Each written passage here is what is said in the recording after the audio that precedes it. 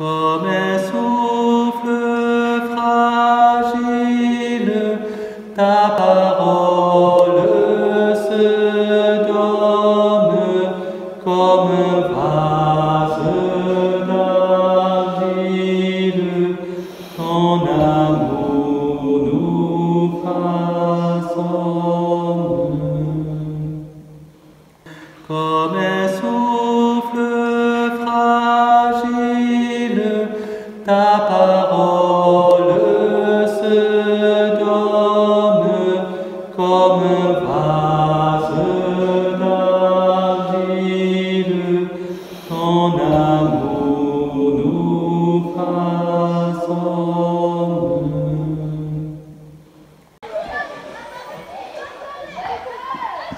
Voilà, bonjour chers paroissiens, aujourd'hui nous voilà arrivés à l'église de Berlatz, dans le hameau de la Vitarelle.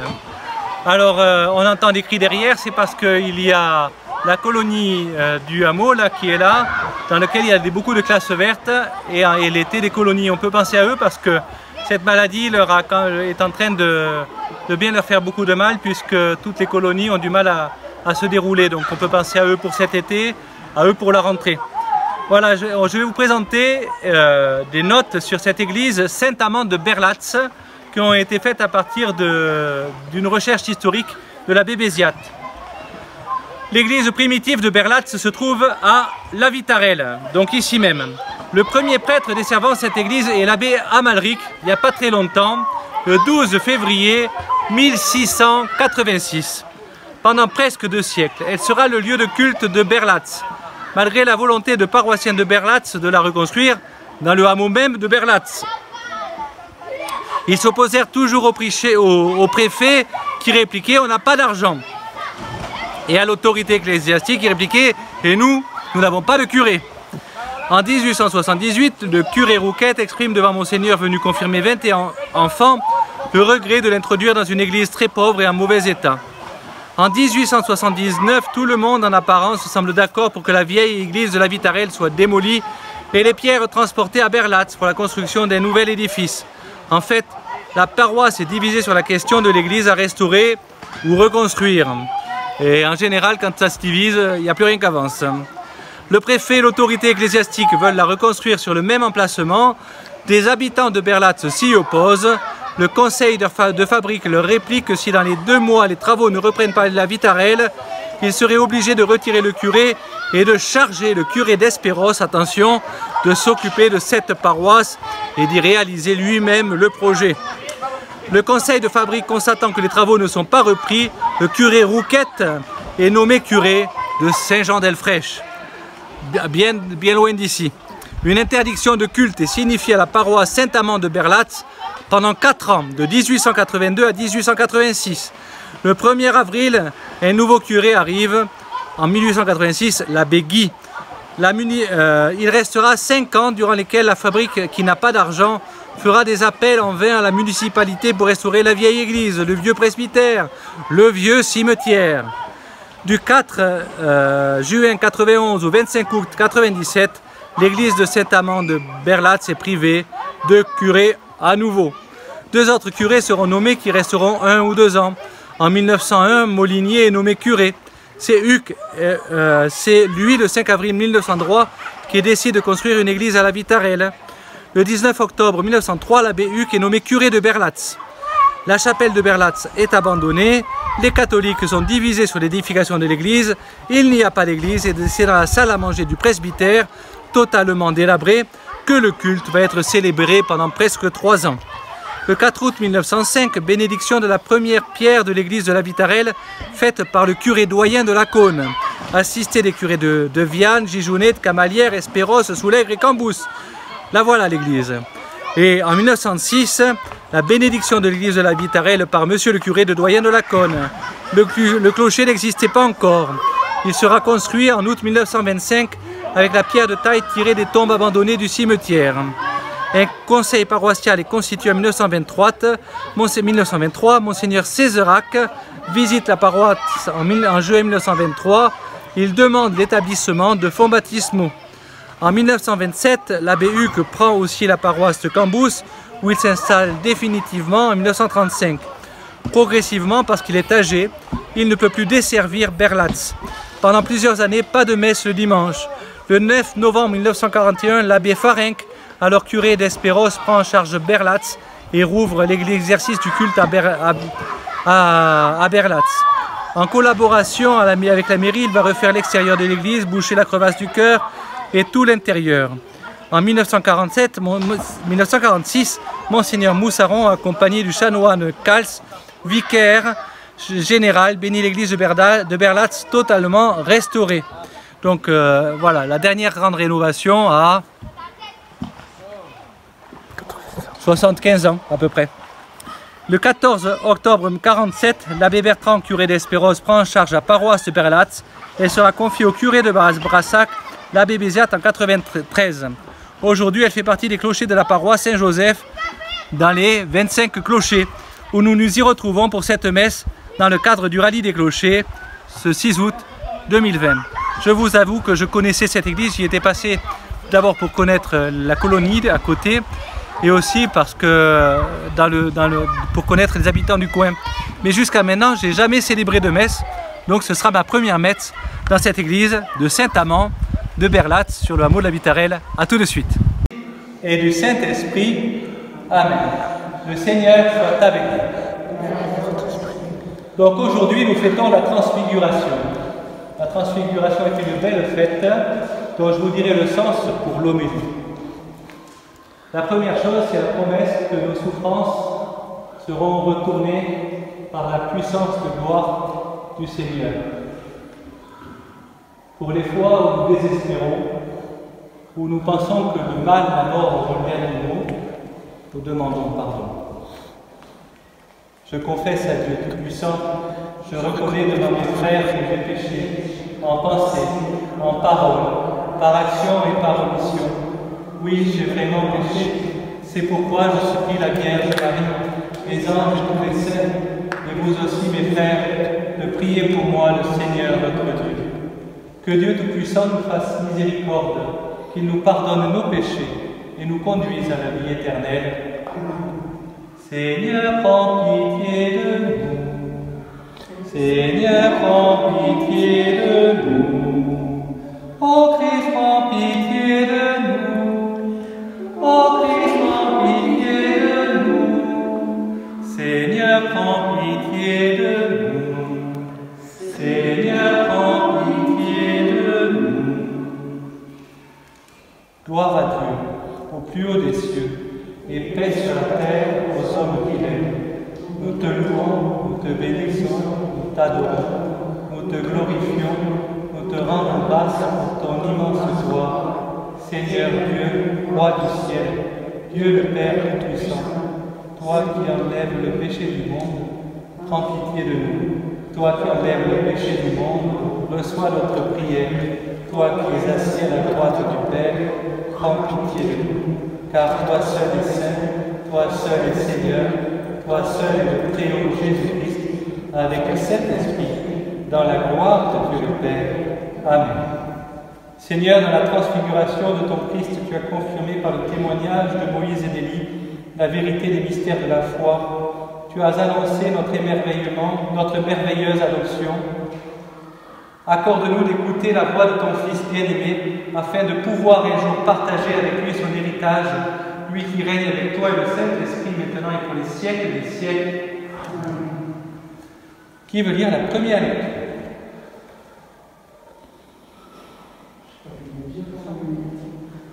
Elle n'est pas longue, et il n'y en a qu'une première.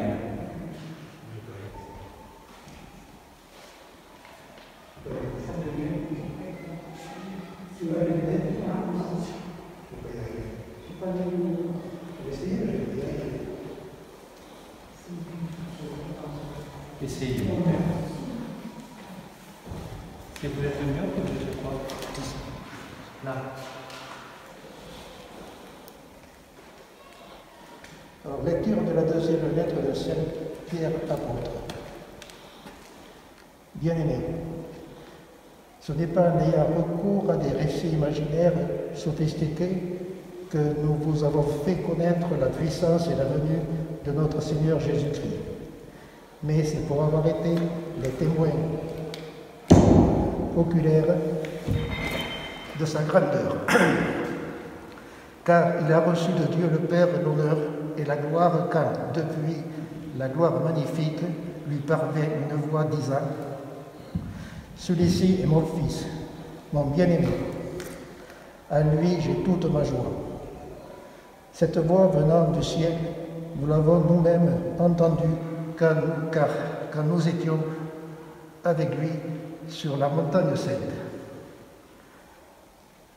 Et ainsi se confirme pour nous la parole prophétique, vous faites bien de fixer votre attention sur elle comme sur une lampe brillant dans un lieu obscur jusqu'à que paraisse le jour et que l'étoile du matin se lève dans vos cœurs. Parole du Seigneur. Nous rendons grâce à Dieu. Merci beaucoup.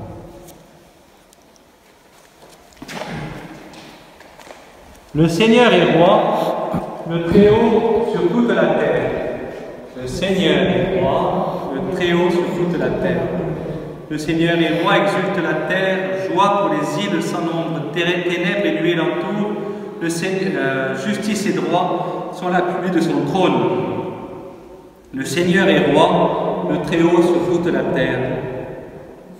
Quand ses éclairs illuminèrent le monde, la terre le vit et s'affola. Les montagnes fondaient comme cire devant le Seigneur, devant le Maître de toute la terre. Le Seigneur est roi, le Très-Haut sur toute la terre. Les cieux ont proclamé sa justice et tous les peuples ont vu sa gloire. Tu es Seigneur, le Très-Haut sur toute la terre. Tu domines de haut tous les dieux. Le Seigneur est roi, le Très-Haut sur toute la terre. Alléluia, Alléluia, Alléluia. Le Seigneur soit avec vous. Évangile de Jésus-Christ selon saint Matthieu. En ce temps-là, Jésus prit avec lui Pierre, Jacques et Jean, son frère.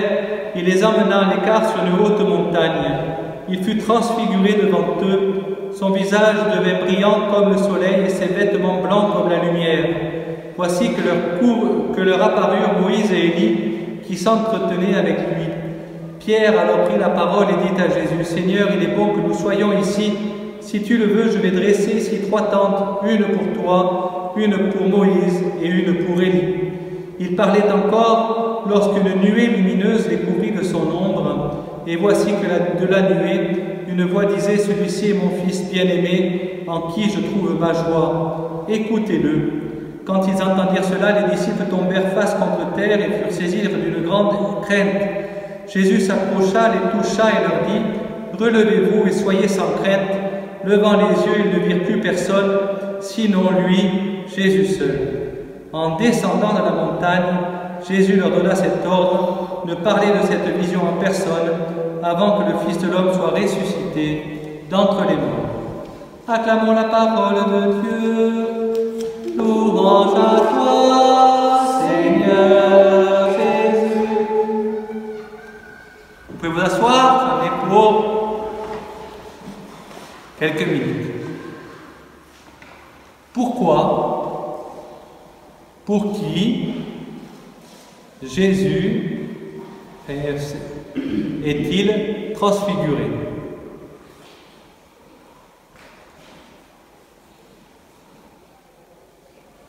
Quel sens ça a? Quels sont les lieux où on voit, où on entend cette parole, tu es mon Fils bien-aimé?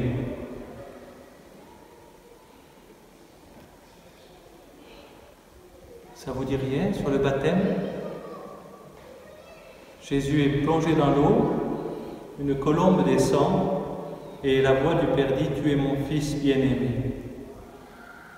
Au début du ministère de Jésus, le Père confirme Jésus dans sa mission.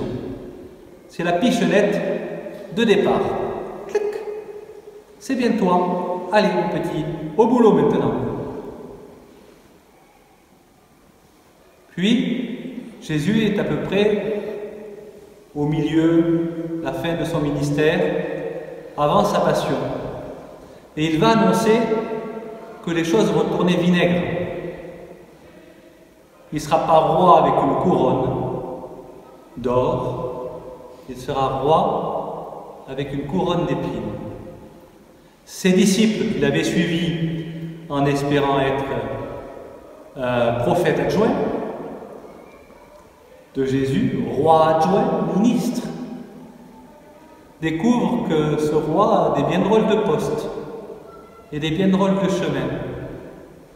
Car juste après la transfiguration, il leur dira par 3 fois, il faut que le Christ souffre, qu'il meure pour qu'il ressuscite.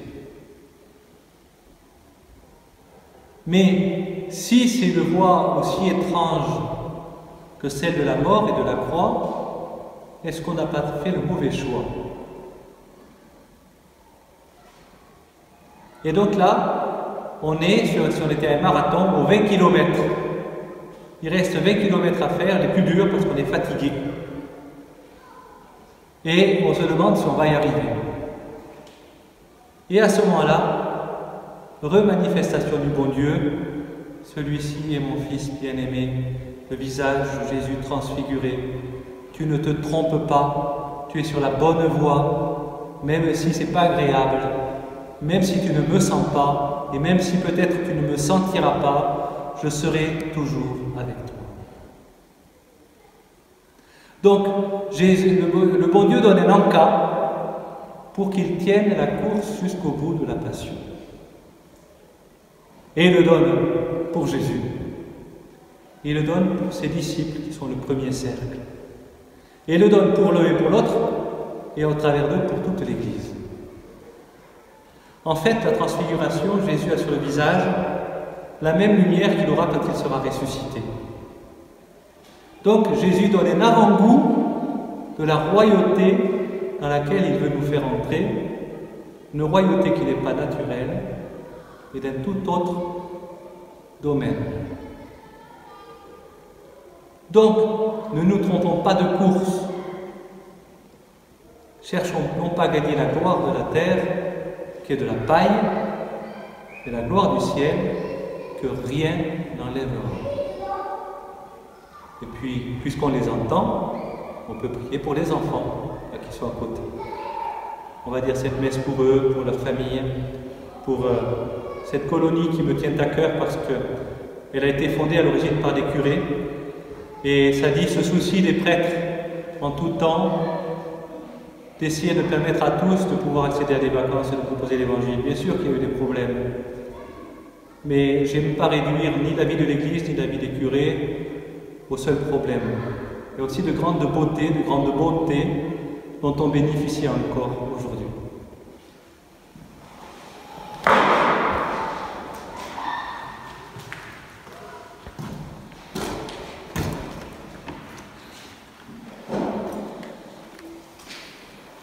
Tu es béni, Dieu de l'univers, toi qui nous donnes ce pain, fruit de la terre et du travail des hommes, nous te le présentons, il viendra le pain du royaume éternel.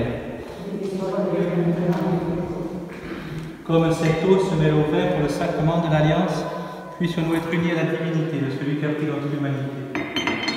Tu es béni, Dieu de l'univers, toi qui nous donnes ce vin, fruit de la vie et du travail des hommes, nous te le présentons, il deviendra le vin du royaume éternel.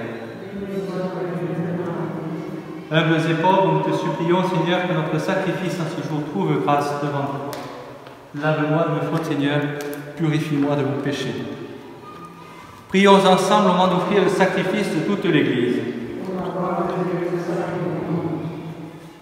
Sanctifie nos offrandes, Seigneur, par le mystère de ton Fils transfiguré en gloire, et dans le rayonnement de sa lumière, purifie-nous de la lèpre du péché, par Jésus le Christ notre Seigneur. Le Seigneur soit avec nous. Élevons notre cœur. Rendons grâce au Seigneur notre Dieu. Vraiment, il est juste et bon de te rendre gloire, de t'offrir notre action de grâce toujours et en tout lieu, à toi, Père très saint, Dieu éternel et tout-puissant, par le Christ notre Seigneur. Car il a montré sa gloire aux témoins qu'il avait choisis, le jour où son corps semblable au nôtre fut revêtu d'une grande lumière. Il préparait ainsi le cœur de ses disciples à surmonter le scandale de la croix. Il laissait transparaître en sa chair la clarté dont resplendira le corps de son Église. C'est pourquoi, avec les anges dans le ciel, nous pouvons te bénir sur la terre et t'adorer en chantant. Saint, Saint, Saint, le Seigneur,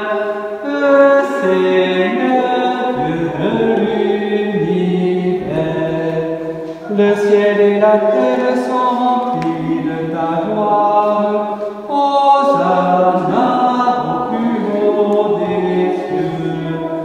Béni soit celui qui vient au nom du Seigneur. Hosanna au plus haut des cieux. Toi qui es vraiment saint, toi qui es la source de toute sainteté, Seigneur, nous te prions. Sanctifie ces offrandes en répandant sur elles ton esprit, qu'elles deviennent pour nous le corps et le sang de Jésus le Christ, notre Seigneur. Au moment d'être livré et d'entrer librement dans sa passion, il prit le pain.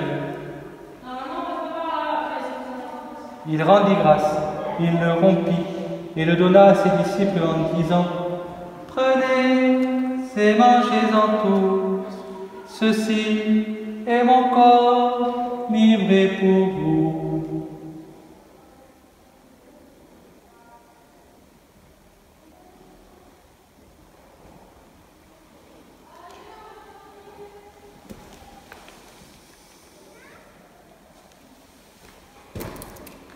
De même, à la fin du repas, il prit la coupe de nouveau, il rendit grâce et la donna à ses disciples en disant: Prenez et buvez-en tous, car ceci est la coupe de mon sang, le sang de l'alliance nouvelle et éternelle, qui sera versé pour vous et pour la multitude, en rémission des péchés. Vous ferez cela en mémoire de moi.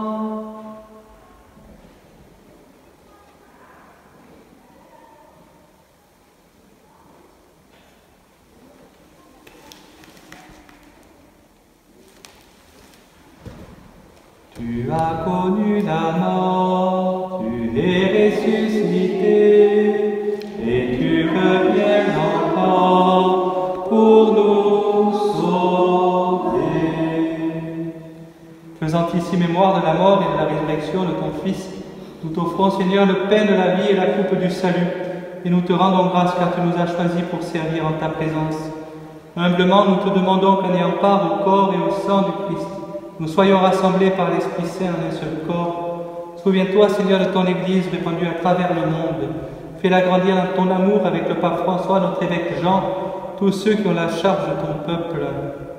Et alors que nous sommes dans cette Église quasi désaffectée, nous te prions pour que notre Église humaine ne soit pas aussi désaffectée, pour que notre monde humain, lui aussi, ne devienne pas désaffecté comme ce lieu, que ce lieu nous serve d'avertissement.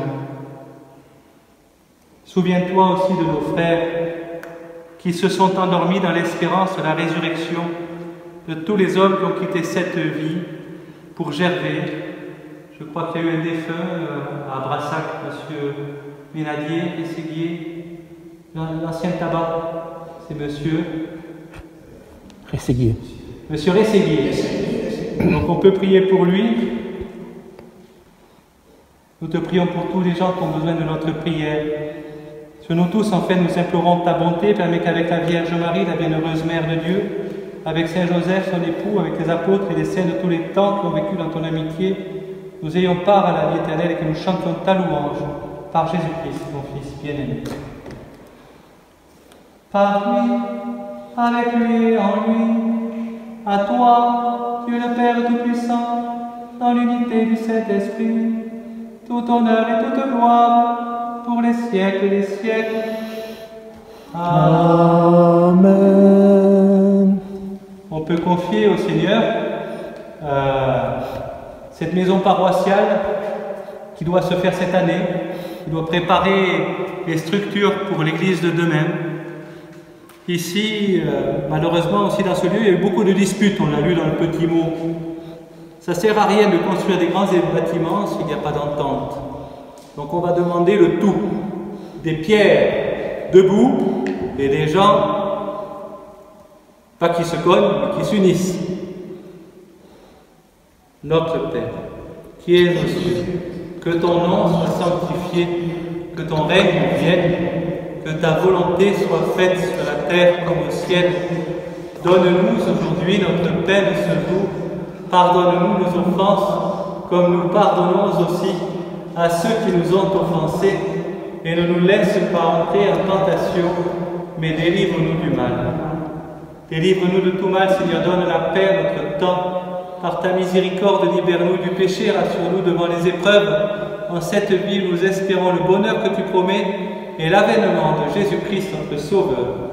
Car c'est à toi qu'appartiennent le règne, la puissance et la gloire pour les siècles des siècles. Seigneur Jésus-Christ, tu as dit à tes apôtres, je vous laisse la paix, je vous donne ma paix. Ne regarde pas nos péchés, mais la foi de ton Église, pour que ta volonté s'accomplisse. Donne-lui toujours cette paix et conduis-la vers l'unité parfaite, toi qui règnes pour les siècles des siècles. Que la paix du Seigneur soit toujours avec vous. Agneau de Dieu qui enlève le péché du monde, prends pitié de nous.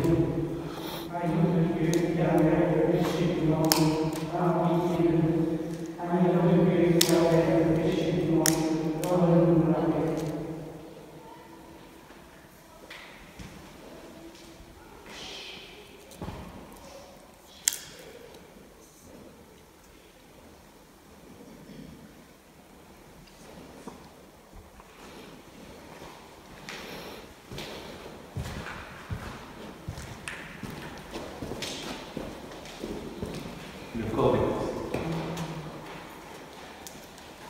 Le corps du Christ. Le corps du Christ. Le corps du Christ.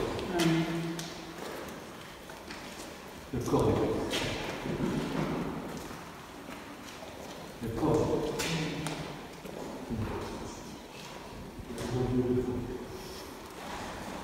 Christ.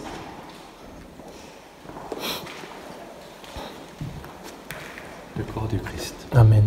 Et à vous tous aussi.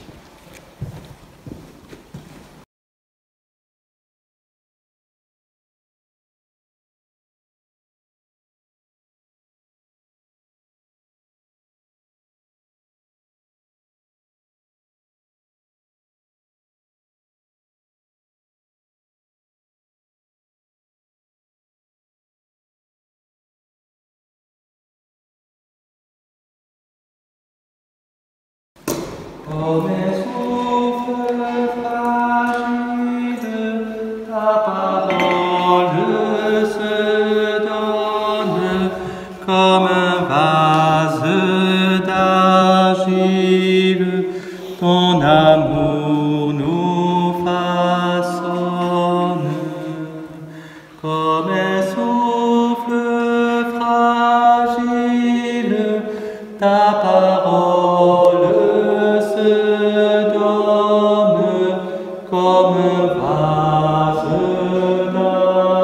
d'argile, ton amour nous façonne.